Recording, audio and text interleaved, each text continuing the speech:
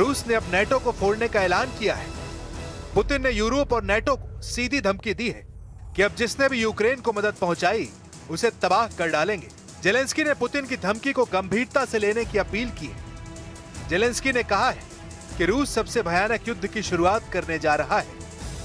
Маємо інформацію від розвідки щодо підготовки Росією нового масованого удару. Будь ласка, зважайте на повітряні тривоги, бережіть життя. Наші служби оперативні, підготовлені, повітряні сили та інші захисники неба. रूस यूक्रेन युद्ध का विस्तार यूरोप तक होता दिख रहा है। रोमानिया में फटे ड्रोन बम से नेटो चीफ भड़क गए हैं। नेटो से पुतिन के टकराव का एपिसोड देखने से पहले चलते हैं चीन के उस बंजर बियाबान में, जहां की सैटेलाइट तस्वीरों ने सुपर पावर की धड़कनें बढ़ा दी हैं। चीन ने शिनजियांग के रेगिस्तान में एक विशाल मिलिट्री कॉम्प्लेक्स तैयार किया है। सैटेलाइट तस्वीरों से पता चला है कि चीन अपने परमाणु गोदाम के पास लॉन्च पैड, बंकर और कम्युनिकेशन नोड्स का विशाल नेटवर्क बना रहा है। चीन ने उस एटमी स्टोर के पास लॉन्च पैड बनाए हैं, जहां सबसे लंबी दूरी तक हमला करने वाली मिसाइलें रखी हैं। सैटेलाइट तस्वीरों की जांच में 80 से ज्यादा नए लॉन्च पैड पुख्ता तौर पर दिखाई दिए हैं। अचानक चीन के बढ़ते मिसाइल लॉन्चर और एयर डिफेंस बैटरी के बेड़े किसके लिए खतरा है, क्या समझना मुश्किल है। रॉयटर्स के मुताबिक सैटेलाइट तस्वीरों में ऐसी सुविधाएं भी दिखाई देती हैं जिनसे इलेक्ट्रॉनिक युद्ध, सैटेलाइट कम्युनिकेशन और कमांड ऑपरेशंस में चीन सर्वशक्तिमान साबित हो सकता है। ड्रैगन का रेगिस्तान में बना यह इंफ्रास्ट्रक्चर 8 भुजाओं वाले 2 ढांचे पर आधारित है। इन्हें पिछले 6 साल में पूर्वी शिनजियांग प्रांत में बनाया गया है। दोनों ढांचे हामी परमाणु भंडार क्षेत्रों के दक्षिण पश्चिम क्षेत्र में मौजूद हैं। इनमें से एक लगभग 140 किलोमीटर दूर है, वहीं दूसरा लगभग 230 किलोमीटर दूर है। इन ढांचों में सैनिकों के रहने की जगह, बड़े बड़े सैन्य वाहनों की रखने की व्यवस्था भी, यहाँ हवाई अड्डा और रेल लाइनें भी हैं, जो इन ढांचों को हामी के परमाणु भंडार से जोड़ती हैं।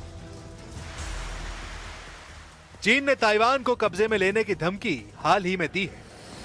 ट्रंप की चाइना विजिट में भी जिनपिंग ने ताइवान पर उनसे अमेरिका के स्टैंड में बदलाव की मांग की थी, लेकिन ट्रंप ताइवान को चीन के हवाले करने के लिए तैयार नहीं है, क्योंकि ताइवान एशियाई प्रशांत में शक्ति संतुलन के काम आता है। इसलिए चीन अपनी एटमी पावर से अमेरिका को अलर्ट कर रहा है, क्योंकि चीन सागर में युद्ध भड़का तो अमेरिका दखल देगा। ऐसे में ड्रैगन अपनी एटमी पॉलिसी भी बदलने पर विचार कर सकता है। रूस, चीन और ईरान के नए गठबंधन ने अमेरिका की टेंशन बढ़ा दी है। रूस ने यूरोप फ्रंट पर न्यूक्लियर हथियारों को एक्टिव कर दिया है, तो चीन ने 80 एटमी लॉन्च साइट का ट्रेलर रिलीज कर पेंटागन में हड़कंप मचा दिया है।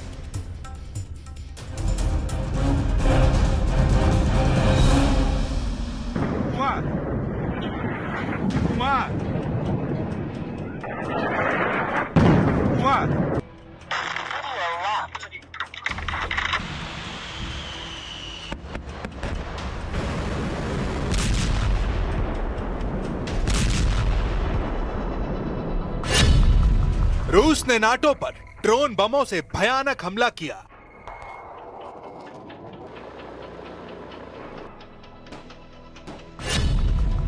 नाटो चीफ का ऐलान, 1-1 इंच के लिए लड़ेंगे।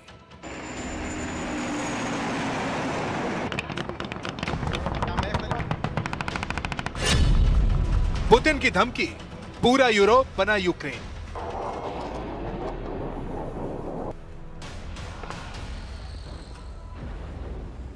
सिर्फ 2 वॉर जोन बारूद के ढेर पर है। एक को इजराइल ने बना रखा है, दूसरे को रूस ने, मगर इनका ताप तमाम मुल्कों की तकदीर का फैसला करने वाला है।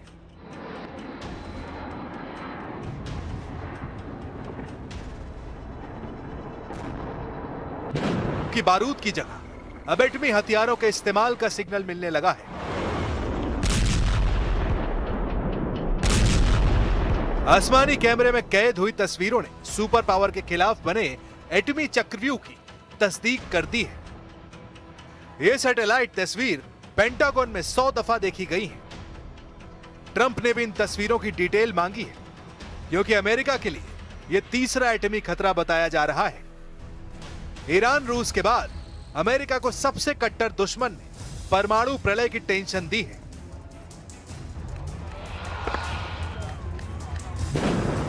ईरान, रूस और चीन एक ऐसी टीम बना चुके हैं जिसकी काट ट्रंप के पास नहीं है।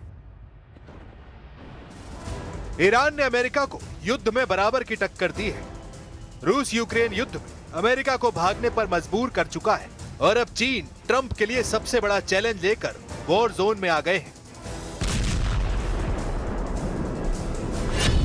सवाल है कि ट्रंप का सबसे बड़ा सिरदर्द कौन सा युद्ध है? क्या रूस यूक्रेन युद्ध अमेरिका के लिए बड़ा खतरा है?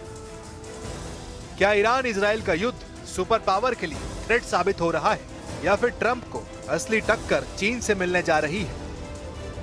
हर फ्रंट पर अमेरिका फंसा हुआ है। ईरान डील के लिए रेडी नहीं है।